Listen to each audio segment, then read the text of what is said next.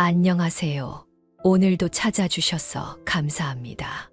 오늘은 대전광역시 유성구에 거주 중인 송혜국 할아버지가 보내주신 사연입니다. 무슨 일이 있었는지 제보된 사연 바로 읽어드리겠습니다. 들어보시고 송혜국 할아버지께 따뜻한 위로든 따끔한 조언이든 해 줄 수 있는 말이 있으면 말씀해 주시길 바랄게요. 이야기를 들으시면서 여러분의 경험에 비추어 볼 때 이런 상황을 어떻게 해결하셨는지, 혹은 주변에서 비슷한 경험을 한 분이 계셨다면 그분들은 어떻게 대처하셨는지 공유해 주시면 좋겠습니다. 좋아요와 구독 그리고 알림 설정 눌러주시면 올라오는 사연 함께 들어보실 수 있습니다. 그럼 사연 바로 읽어드리겠습니다. 안녕하세요. 저는 곧 70을 바라보고 있는 남자입니다. 저는 참 예쁘고 착한 마누라의 똑똑한 아들 놈을 두어 세상에 부러울 게 없던 사람이었어요.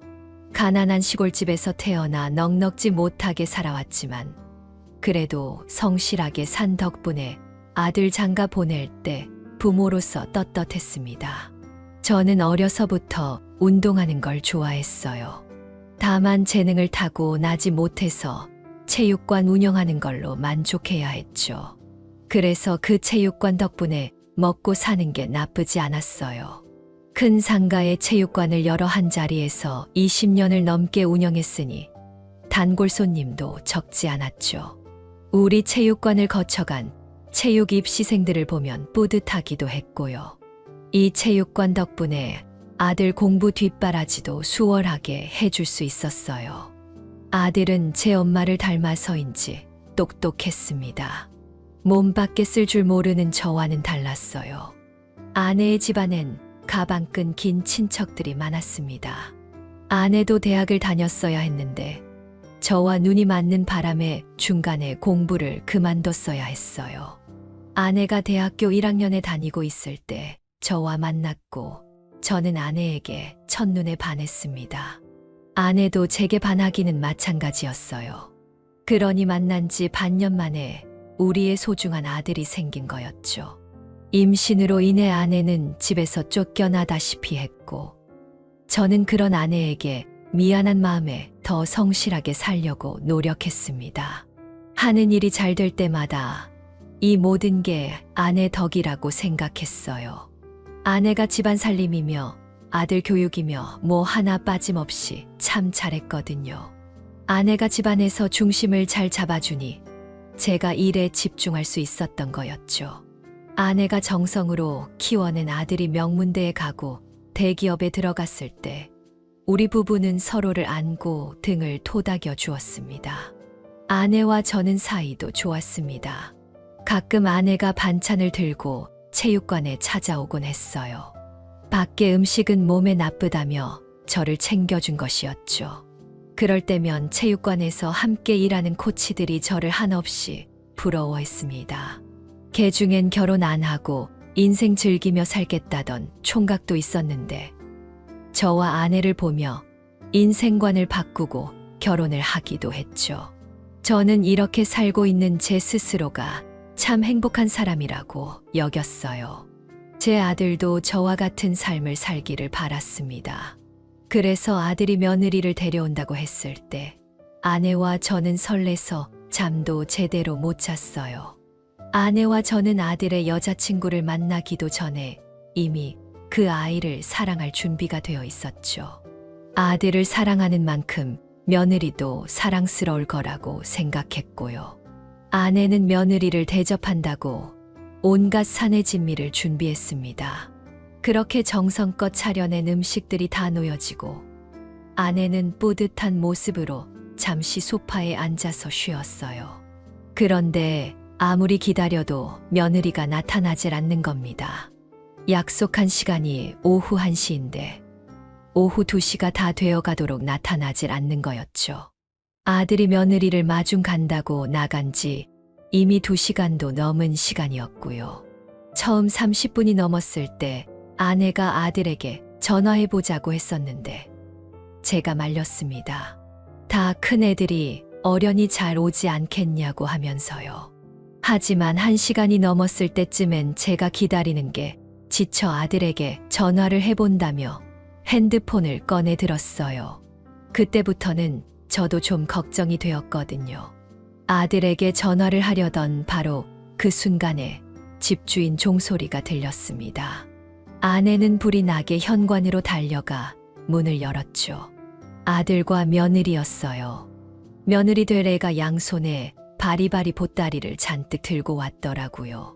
며느리는 참 살갑고 부침성도 좋았어요. 딱 아내와 제가 그리던 며느리상이었습니다. 아내는 일단 앉아서 식사부터 하자며 며느리를 데려와 식탁에 앉혔습니다. 며느리는 온종일 생글생글 웃는 모습으로 우리 부부를 대해 주었습니다. 게다가 오늘 처음 본 사람 같지 않게 너무나 살가운 모습에 이미 아들과 결혼한 지 10년은 더 지난 것 같은 친밀감을 주더군요. 선물도 얼마나 거하게 준비해 왔는지 과일이며 고기를 사왔는데 돈 좀 꽤나 썼겠더라고요. 오늘 며느리가 늦은 이유도 선물 준비하는 과정에서 업체에서 준비가 늦어지는 바람에 그렇게 되었다고 했습니다. 아내와 저는 모두 며느리가 마음에 들었고 아들도 우리 눈치를 보고는 흐뭇한 표정을 짓더라고요. 식사가 끝나갈 무렵 며느리가 그러더라고요. 어머니, 집이 정말 크네요. 저 살면서 이렇게 큰 집은 처음 봤어요. 집 구경 좀 시켜주세요. 며느리는 얼마나 말도 청산유수처럼 잘하는지 결국 아내는 며느리에게 집 구경을 시켜 주었어요. 초면의 결혼 전 인사 자리에서 집 구경이라는 게 실례인 행동이겠지만 그 당시 분위기는 집 구경시켜주는 게 이상할 것도 없는 상황이었어요. 그만큼 며느리는 아주 짧은 시간 안에 우리 곁에 가까이 다가왔습니다. 며느리는 여기저기 둘러보며 눈이 휘둥그레져서는 연신 감탄을 하더군요. 아내와 저는 젊은 시절 단칸방에서 신혼을 시작해서인지 늘 큰 집에서 사는 걸 꿈꿨었어요. 그래서 돈을 벌어 계속 평수를 넓혀가다 보니 어느새 복층 아파트 펜트하우스에 살게 되었습니다. 며느리는 이렇게 좋은 집에서 사는 게 부럽다며 나를 대단하다며 치켜세워 주더라고요. 이 모든 것을 아버님이 이룬 것 아니냐면서요.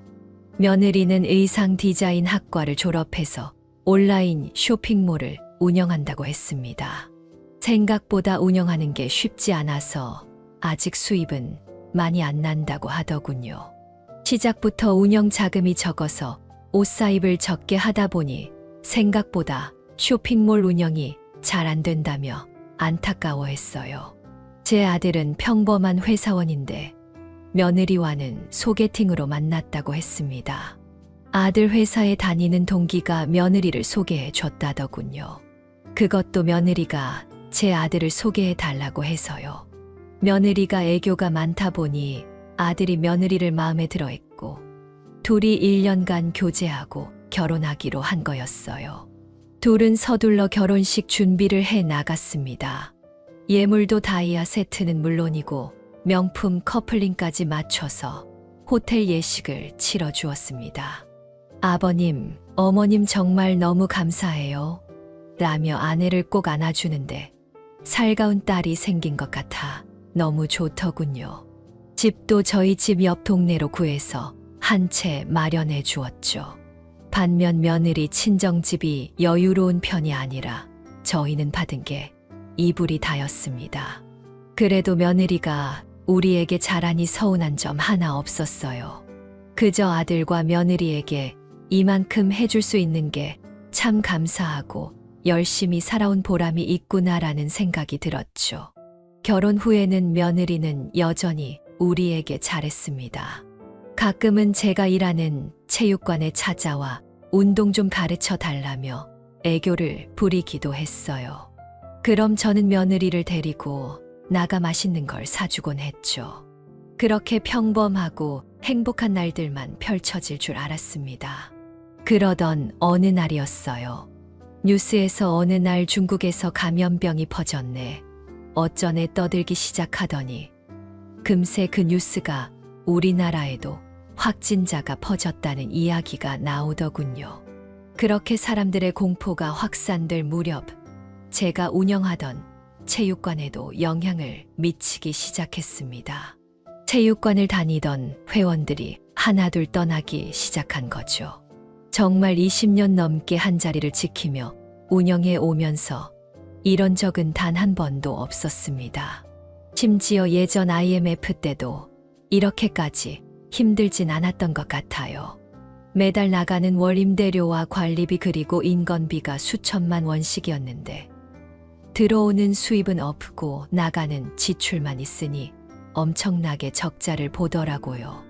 다음 달은 나아지겠지 하며 버티다 보니 2년이 훌쩍 지나가더군요. 그 사이 건물 보증금 3억을 날리고 살던 집까지 팔아서 작은 집으로 옮기게 되었어요. 돈 잘 벌 때야 70평 복층 아파트 관리비 정도야 걱정 없이 냈었죠. 하지만 수입이 끊기고 나니 100만 원이 넘게 나가는 관리비가 무섭더라고요. 회원들에게 전화를 돌리고 홍보 등등 별짓을 다 해봐도 사정은 나아지질 않았어요. 결국 저는 그렇게 2년 가까이를 버티다가 권리금도 못 챙기고 체육관을 정리해야 했습니다. 그동안 함께했던 직원들도 모두 해고해야 했고요. 직원들 몇몇은 눈물바람을 하고 헤어지게 되었습니다. 직원들을 내보내고 다음날 짐을 빼려고 정리하는데 아들과 며느리가 찾아왔어요. 짐 빼는 것 도와준다고요. 그 누구의 말도 위로가 되진 않았어요. 아빠로서 면이 안 서고 제 자신이 자꾸 초라하게 느껴졌죠. 아이들을 일찍 집에 보내고 아내와 남은 짐을 정리했어요. 아내가 제게 괜찮다고 말해주는데 그때는 그 말이 귀에 들어오지도 않더라고요. 집에서 매일 술을 마셨습니다. 복층 아파트는 원래 잘 안 팔리는데 때마침 산다는 사람이 있어서 시세보다 싸게 받았습니다. 복층 아파트가 팔리자마자 직원들 퇴직금을 정산해 주었어요. 그리고 작은 집을 구해 이사를 들어가게 되었습니다. 작은 집으로 이사하던 날 아내는 이상하리만치 조용했어요. 제게 위로도 질타도 그 어떤 말도 하지 않더라고요. 나 하나 믿고 시집 온 아내에게 호강시켜 주겠다고 떵떵거렸던 과거에 내가 부끄러웠어요. 아내에게 많이 미안하기도 했고요. 그날 저는 속으로 정말 피눈물을 흘렸습니다. 이사를 모두 마치고 낮아 퇴근한 아들과 며느리가 찾아왔어요. 그날 우리 부부의 집을 처음 본 아들은 무척 놀라더군요. 며느리가 코를 쥐며 여기저기 킁킁대더니 베란다 문과 주방 하부장을 열어보더라고요. 왠지 하실 냄새 같은 게 난다 했더니 곰팡이가 있었네. 자기야, 미안한데 우리 애한테 안 좋을 것 같아서 난 여기서 저녁 못 먹을 것 같아. 자기는 먹고 와. 난 차에서 기다리고 있을게. 아니 무슨 곰팡이 좀 핀 거 가지고 그렇게 예민하게 굴어.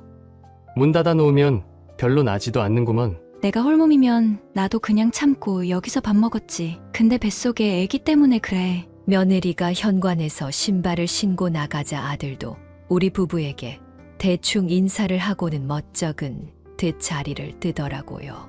아내는 아들 며느리의 행동에 어이없어 하며 대꾸도 안 하고 어안이 벙벙한 표정으로 지켜보기만 하더군요. 아들 며느리가 가고 나니 집안에 정막이 흘렀습니다.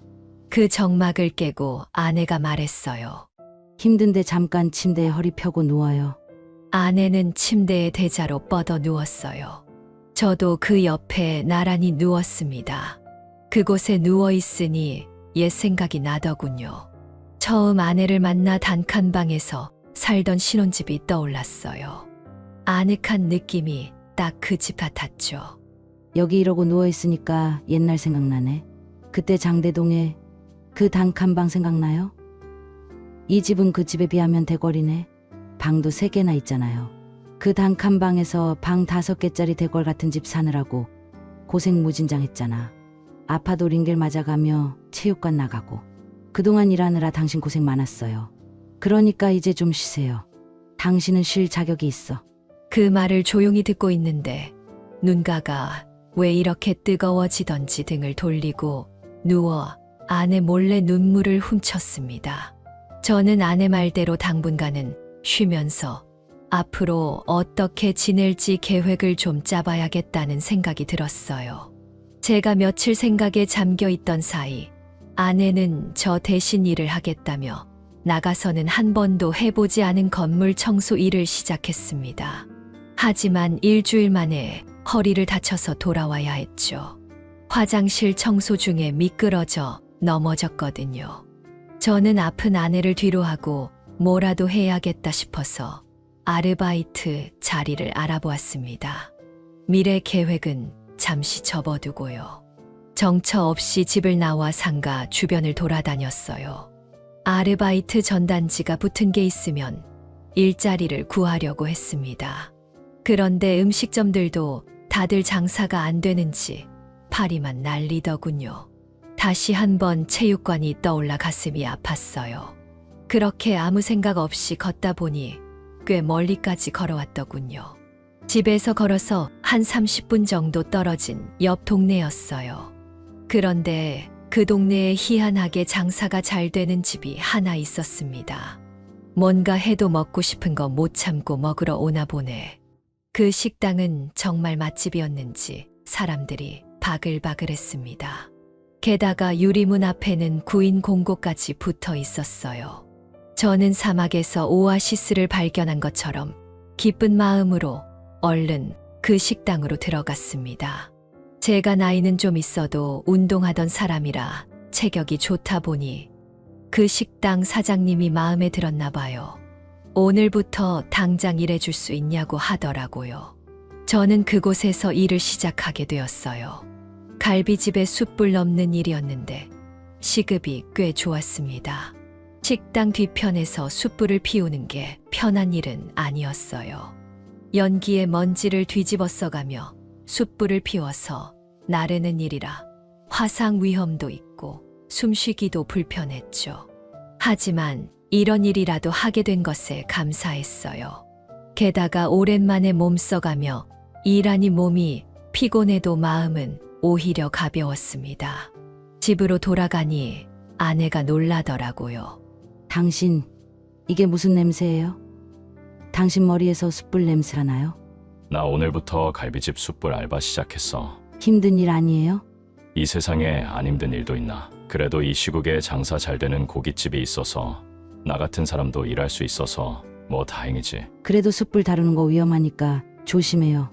알겠어. 그나저나 오늘 애들은 다녀갔어요? 며느리도. 재상이만요. 아내의 대답에 마음 한구석에 서운함이라는 감정이 싹 트더군요. 며느리는 어느 순간부터 예전의 며느리가 아니었습니다.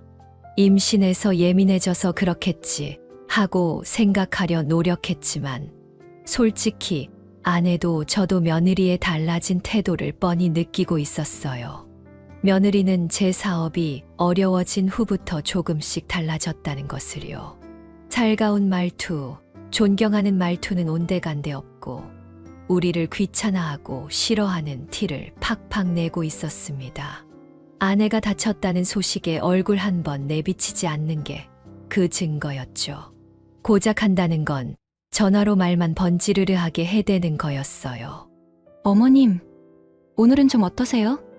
제가 가서 어머님 챙겨드려야 하는데 저도 홀몸이 아니라서요. 정말 죄송해요. 대신 제가 어머님 빨리 나으시라고 기도 많이 드릴게요. 항상 똑같은 립 서비스가 다였어요.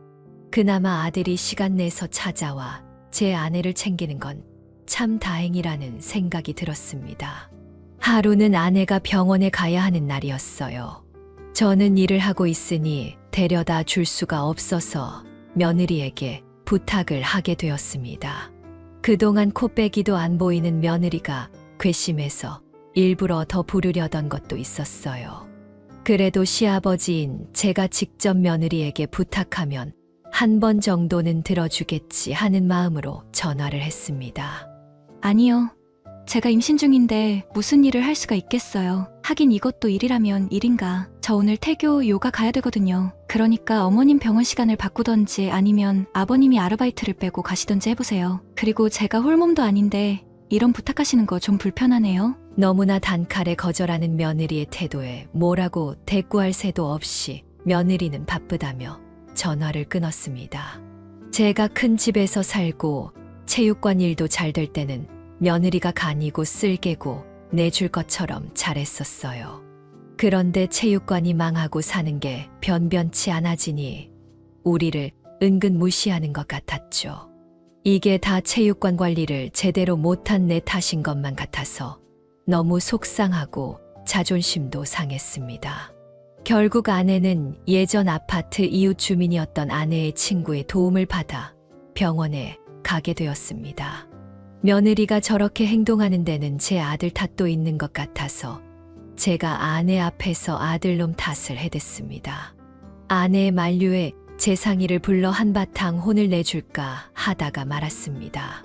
그렇게 3, 4개월 정도 시간이 지나고 아내의 허리가 다 나아갈 쯤이었어요. 며느리가 출산을 하게 되었어요. 임신 중에 태교다 뭐다 해서 별별 운동을 잘하더니 결국 제왕절개로 아이를 낳더군요. 저는 고지식한 사람은 아니라서 필요하다면 제왕절개를 하는 것도 괜찮다고 생각합니다. 그런데 며느리가 제왕절개를 한 이유가 너무나 황당했어요. 아들이 며느리가 제왕절개를 할 것이라고 하기에 혹시 사돈댁에서 좋은 날을 정해 주신 건가 싶었습니다. 그런데 그런 이유가 아니었어요. 출산할 때 아기가 나오면서 여자로서의 성기능이 떨어질까봐 그렇다고 하더군요. 아무튼 그런 건 며느리의 선택이니 그런가 보다 하고 말았습니다. 그런데 며느리가 왜 그래야 했는지 나중에 진짜 이유를 알고 나서 경악하게 되었어요. 우리 집안에 손주가 생기고서 저와 아내는 좀 밝아졌습니다. 안 좋은 일이 있으면 좋은 일도 있다더니 손주가 바로 그 좋은 일이었죠. 산후조리원에서 유리 너머로 아기를 보는데 얼마나 예쁘던지 아기가 집에 오면 자주 보러 와야겠구나 생각했어요. 하지만 그건 정말 저와 아내만의 생각이었나 봅니다. 며느리가 조리원에서 퇴원한 후에 저희 집에 한 번을 오질 않더라고요. 아들 말로는 아기가 아직 너무 어려서 감염을 조심해야 돼서 그렇다고 했습니다. 예쁜 아기를 사진으로만 볼 수밖에 없었어요. 아기가 태어난 지 3개월이 지나서야 우리 부부를 초대해 주더군요. 아기가 어찌나 예쁘던지 그렇게 한 번 보고 오면 눈앞에 아른거리곤 했습니다. 식당에서 일하면서도 우리 연배 손님들이 손주 사진을 서로 보여주며 자랑할 때 우리 손주가 생각나서 절로 미소가 지어지곤 했죠. 그러던 어느 날 충격적인 비보를 듣게 되었습니다. 제 하나뿐인 형이 죽었다는 소식이었어요. 형의 시신이 한국으로 오고 있다고 했습니다. 제 형은 형수님과 미국으로 건너가 살다가 그곳에서 이혼을 하고 외로운 삶을 살고 있었어요. 가끔 형과 안부 전화를 주고받곤 했는데 목소리에서 외로움이 묻어나곤 했죠. 형수님은 바람이 나서 형님을 떠나셨어요. 결혼 10년 만에 형수님이 임신을 하고 형님은 날아갈 듯 기뻐했어요. 하지만 출산하는 날 노란 머리 아기가 나왔다고 하더군요. 형수님이 결혼 10년 만에 바람이 난 거였어요. 형님은 자신이 용서해 줄 테니 형수님에게 돌아오라고 했습니다. 아기도 자기가 키우겠다고요. 하지만 형수님은 애 아빠를 찾아갔다고 했죠. 그 후로 형님은 미련을 버리지 못한 채 형수님이 돌아오기만을 바라며 살아간 것 같아요. 형수님이 형님을 떠난 후 미안하니 제게 가끔씩 연락해서 미안하다며 형님을 잘 챙겨달라고 했던 적이 있었습니다. 3, 4년에 한 번씩이요. 그런데 그마저도 제 나이 50줄에 들어서면서부터는 한 번도 연락이 온 적이 없어요. 그럼에도 불구하고 형님은 형수님의 연락을 기다리며 살았죠. 제 형은 참 불쌍한 사람입니다. 이 세상에 다시 없을 해바라기 로맨스를 꿈꾸는 남자인데 여자를 잘못 만난 거죠. 사실 형수님 입장도 이해가 안 가는 건 아니었어요. 형님이 미국에서 오토바이 사고로 남자로서의 기능을 잃었기 때문에 형수님은 다른 방법을 택할 수밖에 없었어요. 그 희생양이 형님이 된 거죠. 인생의 허무함을 느끼게 됐어요. 형님이 낙상사고로 너무나 갑작스럽게 돌아가신 거였거든요. 아내는 슬픔에 잠긴 제게 잠시 일을 쉬는 게 어떻냐고 했어요. 하지만 저는 오히려 일을 쉬지 않는 게 슬픈 생각을 덜 할 것 같았죠. 갈비집에서 숯불을 나르다 보니 잡생각이 들지 않더군요. 퇴근하고 집에 오는 길엔 어김없이 형과의 어릴 적 추억이 떠오르며 눈가가 촉촉해지곤 했어요. 그러던 어느 날이었어요. 그날도 어김없이 숯에 불을 피우고 숯불을 나르고 있었습니다. 그런데 낯익은 얼굴이 눈에 보이더군요. 다름 아닌 제 며느리였어요. 며느리가 제 또래 여자들과 함께 우르르 식당 안으로 들어왔습니다. 숯불을 나르다 잠깐 서서 며느리를 쳐다보니 며느리도 저를 향해 시선을 돌리더라고요. 저는 인사를 하려고 손을 드는데 며느리는 고개를 푹 숙이고는 황급히 식당 한 룸으로 들어갔어요. 분명히 눈이 마주쳤는데도 저를 모른 척했어요. 그 모습에 제 얼굴이 다 화끈거리더라고요. 며느리가 저를 창피해 한 것이었으니까요.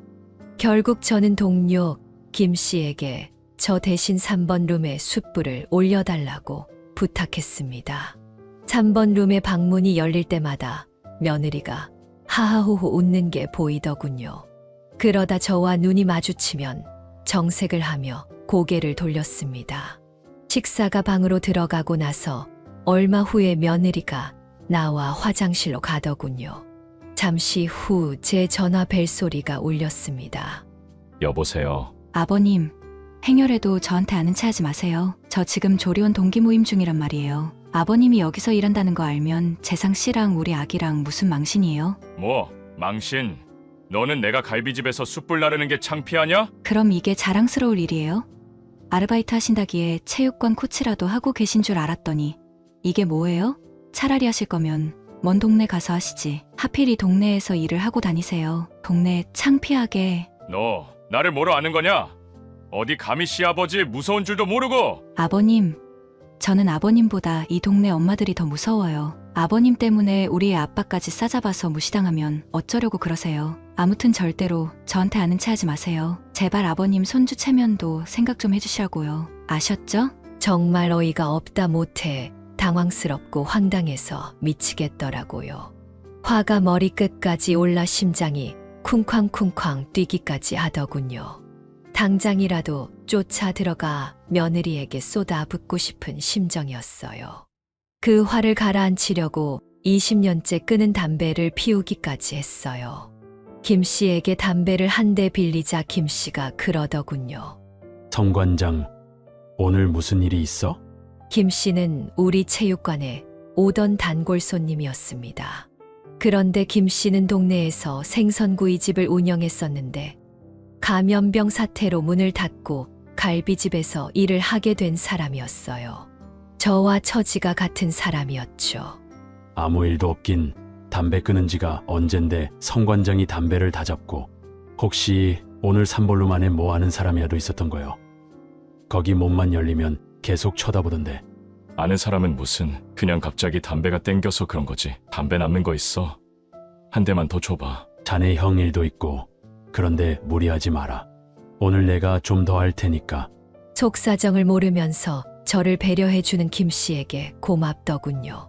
차마 며느리 때문에 속이 뒤집혔다는 이야기는 못하겠어서 얼버무리고 말았습니다. 참, 이렇게 피 한 방울 안 섞인 남도 나한테 신경을 써줬는데 내 아들놈 와이프씩이나 되는 며느리는 왜 저 모양인지 속이 상했어요. 그날 며느리는 끝까지 저를 모른 채 하며 카운터에 와서 결제를 하더군요. 결제 카드를 쥔 며느리 손에는 제가 사준 1캐럿짜리 다이아 반지가 끼워져 있었습니다. 그걸 보는데 절로 한숨이 나왔어요.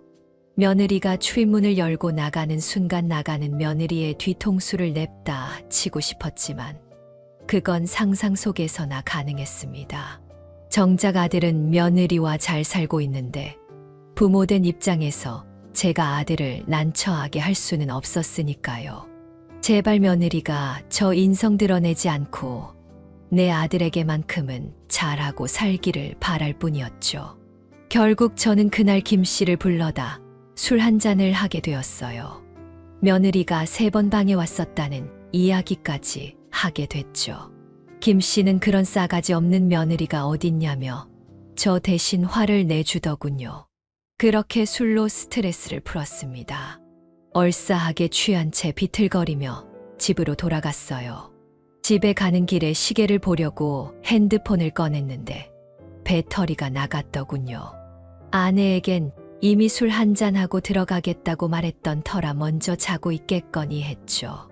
집에 들어가자마자 나왔다 한마디를 하고 옷만 대충 벗어 던진 채 거실에 쓰러져 잠이 들었어요. 그리고 다음날 아침이 되어서야 잠이 깼습니다.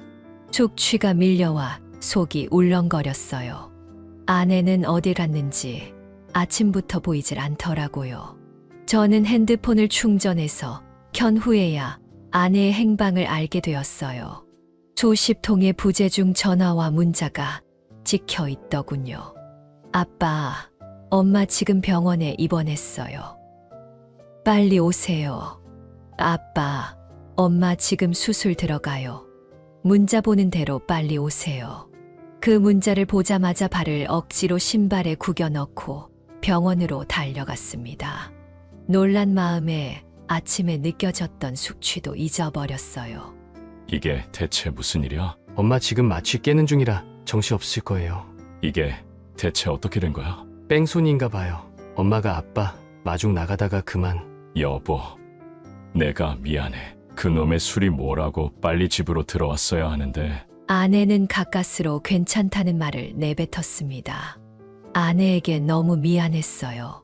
허리 다 나은 지 얼마 되지도 않았는데 또다시 교통사고라니. 어쩌다 우리 집에 이런 우환이 연속으로 생기는 건지 하늘이 원망스러울 지경이었어요. 아빠, 아무래도 엄마 입원이 하루 이틀로 끝날 것 같지 않아요. 대퇴골도 부러지고 쇄골도 부러지셔서 수술 받으셨거든요. 적어도 몇 달은 고생하실 것 같은데 그러려면 아무래도 옆에서 누가 엄마를 돌봐줘야 될 것 같아요. 여보, 난 절대 못해. 내가 어머님이 싫어서가 아니라 당신도 알잖아. 나 지금 육아만으로도 벅찬 거. 우리 지영이나 없으면 울고 보채서 힘들어. 내가 어머님 돌봐드리면 좋은데 지영이 때문에 안 될 것 같아. 그래서 말인데요. 아버님이 일 그만두시고 어머님 봐드리는 건 어떠세요? 며느리에게 눈곱만치도 기대하지 않았지만 저렇게 말하는데 얄미운 건 어쩔 수 없더라고요. 며느리가 병원에 온다고 했지만 사실 기대하지도 않았습니다. 일주일에 한 번 겨우 병원에 와서는 잠깐 엉덩이 붙이고 가는 시간에도 온갖 짜증은 다 내고 가더군요. 차라리 안 왔으면 싶을 만큼 아내와 저를 불편하게 하더군요. 며느리는 딱 2번 왔는데 그 중에 한 번 왔을 때는 향수에 화장을 잔뜩 하고 와서 병실 사람들이 전부 한 소리씩 했습니다. 병실 사람들 보기도 창피하고 정말 아내 말대로 안 왔으면 싶더군요. 와봤자 별로 도움되는 것도 없었고요. 그렇게 화장에 향수를 뿌리고 와서는 조리원 모임 가야 된다면서 급하게 나가는데 조리원 안 가본 사람은 어디 서러워서 살 수가 있나 싶었습니다. 아들은 주말마다 제 엄마 걱정된다며 하루도 빠짐없이 들렸어요. 하루는 병원비 중간 정산을 하려고 통장을 집에서 챙겨온 날이었습니다. 웬일인지 그날 며느리가 일찍부터 병원에 왔더라고요. 아들이 싸준 김치와 고추장 등을 챙겨온 모양이었어요. 아버님, 이거 김치랑 고추장이에요. 입맛 없을 때 드시라고 지영이 아빠가 싸운 거라네요. 그럼 전 이만 가볼게요. 그래, 고맙다. 그런데 잠깐만. 너희 시어머니 좀 보고 있어라. 잠시 은행에 좀 다녀오마. 근데 이게 발이 달렸나? 도대체 어디 간 거야? 통장이 없어져 찾고 있는데 며느리가 병실 문 바로 앞에 있더군요. 그리고 며느리의 손에는 제 통장이 들려 있었습니다. 며느리는 통장을 펼친 채 그곳에 있는 숫자를 뚫어져라 쳐다보고 있었어요. 아버님, 이게 뭐예요? 10억? 제가 지금 숫자 잘못 읽은 거 아니죠? 아버님, 이 돈이 다 뭐예요? 아버님 전에 체육관 망한 거 아니었어요? 설마 전에 아버님 형님이 돌아가시고 재산이라도 상속받으신 거예요? 허겁지겁 달려온 저를 보고는 더 놀란 토끼 눈을 뜨더군요. 며느리가 눈치 하나 정말 빠르더군요. 뭐 그렇게 됐다. 그동안 내 돈 아니라고 생각해서 재상이한테도 말 안 했던 건데 아무튼 그냥 모른 척해라. 이걸 왜 모른 척해요? 당연히 재상 씨도 알아야죠. 아버님 돈이 곧 재상 씨 돈인데 안 그래요? 아버님은 이렇게 큰 돈을 갖고 있으시면서 어쩜 갈비집에서 하루도 안 쉬고 숯불 알바를 다 하셨어요? 정말 대단하세요. 존경스러우세요. 일하는 어르신들 얼마나 보기 좋아요. 젊게 사시는 것 같고 저는 언제나 아버님을 존경하고 있었답니다. 아시죠? 제 마음? 며느리의 마음 단 1분 1초 만에 무시하는 시아버지를 존경한다며 처세를 바꾸는 저 간사함을 당연히 알죠.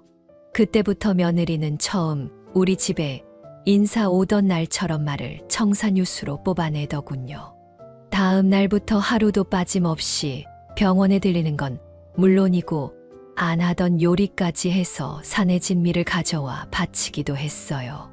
병실 사람들이 며느리를 볼 때마다 같은 사람 맞냐며 놀라서 눈이 휘둥그레질 지경이었죠. 갑자기 우리 부부에게 잘하는 며느리의 속이 훤히 보였지만 그냥 하는 대로 내비뒀습니다.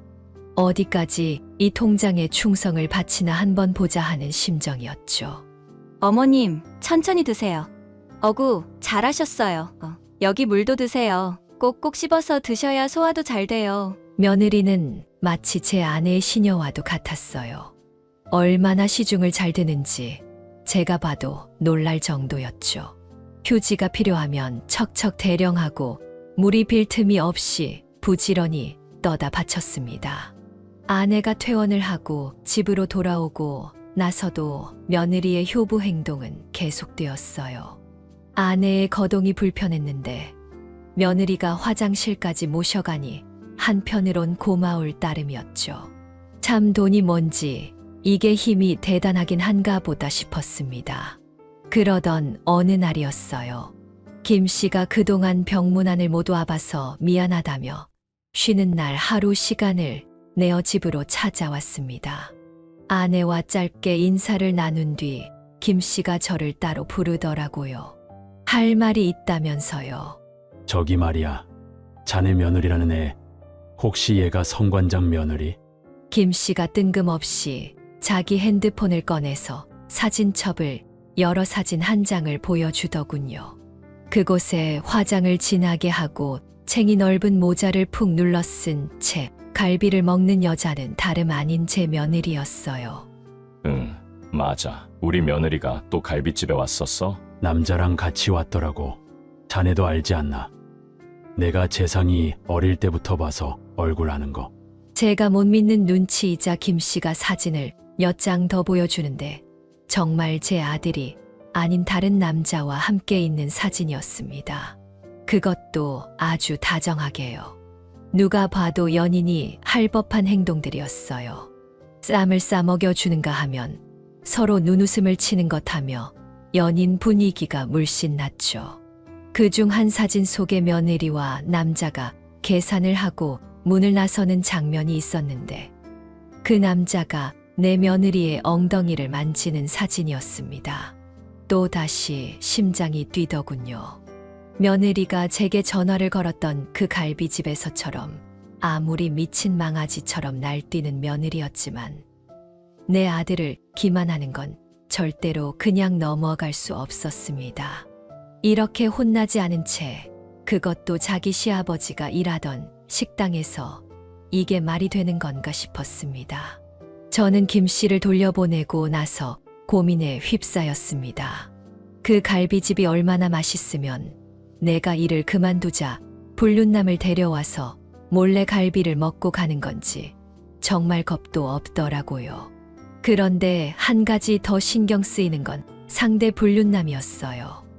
왜냐하면 제 손주와 너무나 닮은 인상 때문이었죠. 제 아들과 며느리는 모두 진한 쌍꺼풀이 있는데 이상하게 손자만 외꺼풀이어서 이상하다고 생각했었어요. 그런데 딱 그 남자가 외꺼풀이더군요. 그걸 본 순간 충격이 오더라고요. 저는 결국 고민 끝에 아들에게 이야기를 꺼냈습니다. 아들은 김 씨가 보내준 사진을 보게 되었고 특별히 어떤 반응을 보이지 않더군요. 그렇게 며칠 동안 아들네는 조용했습니다. 아들이 이대로 모른 척 묻고 가려는 건가 싶어 걱정되는 마음도 들었어요. 이렇게 한 번 신뢰가 깨졌는데 다시 붙어 사는 게 어디 쉬운 일인가요? 하물며 제 아들이 그런다고 생각하니 부모로서 마음이 답답할 뿐이었죠. 얼마 후 온 가족이 집에 모인 날이었습니다. 제가 아이들에게 할 말이 있다며 불러 모았거든요. 며느리는 내심 뭐라도 기대한 듯 입이 귀에 걸려서 집으로 찾아왔더라고요. 아마 재산 증여를 염두에 둔 것 같았어요. 제가 아이들에게 말을 꺼내려고 하자 아들이 먼저 선수를 치더라고요. 엄마, 아빠, 저 사실 요즘 회사가 많이 힘들어졌어요. 아마 이번에 구조조정할 것 같은데 어쩌면 제가 그 대상이 될지도 몰라요. 아니, 사실 제가 그 대상이에요. 미안해, 여보. 내가 능력 있는 사람이 못 돼서. 아니 여보, 그렇게 힘든 일이 있었으면 일찍 얘기하지. 당신한테 든든한 아버님 어머님이 계신데 무슨 걱정이야. 괜찮아, 일이야. 금방 또 구할 수 있겠지. 그렇게 말해주니 고마워. 난 당신이 나한테 크게 실망할 줄 알았는데.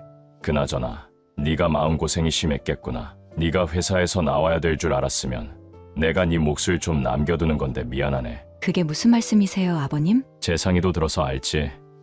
내가 형님에게 받을 재산이 좀 많아. 그런데 난 그 돈 내 돈이라고 생각한 적 없다. 그래서 사실 다 기부했다고 오늘 너희들에게 얘기해 주려고 했다. 그러니 재물에 눈독 들이지 말고 열심히들 살라고 말이야. 제가 말을 마치자마자 며느리가 빽하며 소리를 질렀습니다.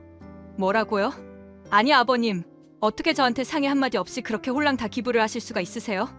지금 당장 지영이 아빠 퇴사해야 된다는데 그럼 우린 어떻게 살라고요? 너 방금은 재상이가 회사 새로 구하면 된다고 얘기해놓고 손바닥 뒤집듯 이게 무슨 막말이야? 끝이라니. 그럼 재상이랑 이혼이라도 하겠다는 얘기야? 그까짓 이혼이 대수예요? 아 짜증나. 그럼 그동안 내가 수발든 거 그거 일당으로라도 계산해서 줘요. 나 억울해서 못 참겠으니까. 뭐야? 아니 너 원래 이런 애였니?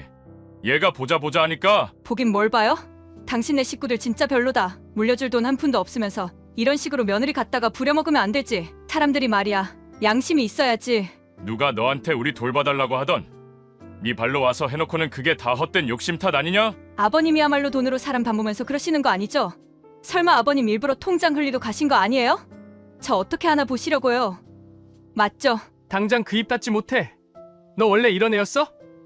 나한테 온갖 알랑방귀 살살 끼면서 단쓰게 내줄 것처럼 굴더니 이젠 내가 회사에서 잘린다니까 눈에 뵈는 게 없지. 나도 너 같은 와이프 필요 없어. 잘 됐네, 이혼해.